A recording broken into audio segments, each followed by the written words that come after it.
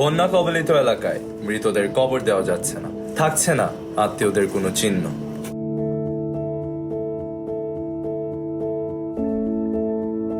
বাংলাদেশের এক সিটিজেন, এক ভাইয়া তার ফ্রেন্ডস এবং ফ্যামিলির সাথে আগায় আসতেছে বন্যা কবলিত এলাকাতে মৃতদের দাফনের ব্যবস্থা করা নিয়ে। এখন শুধু দরকার ভলেন্টিয়ার্স এবং এলাকাবাসীরা যদি সহায়তা করে তাহলে মৃত ব্যক্তিদের আশেপাশের উঁচু জেলা এবং প্রয়োজনে ঢাকা বুদ্ধিজীবী কবরস্থানে কবর দেওয়ার ব্যবস্থা করা হবে এবং আর্থিক সাহায্যের পাশাপাশি তারা বাকি সব কিছু নিয়ে পাশে থাকার প্রতিশ্রুতি দিচ্ছেন। আমি এখন থেকে পার্সোনালি ফান্ডিং কালেক্ট করতেছি বন্যার কয়দিন পর যে একটা ক্রাইসিস যাবে সেটার জন্য। আমি চাচ্ছিলাম এমন জিনিসে ফোকাসটা ফেলতে যেটার উপর একটু কম স্পটলাইট পড়তেছে। অ্যান্ড আমি এটা নিয়ে একটা ভিডিও বানাবো সুন। অ্যান্ড উপরে দেওয়া বিকাশ নাম্বারে keep donating and as I always say even a small amount helps.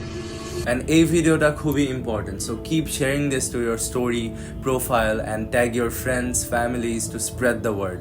As আমার কাছে মনে হইতেছে এটা নিয়ে খুবই কম কথা বলা হয়েছে অ্যান্ড অত কেউ এই ইনিশিয়েটিভটা হয়তো নেয় নাই।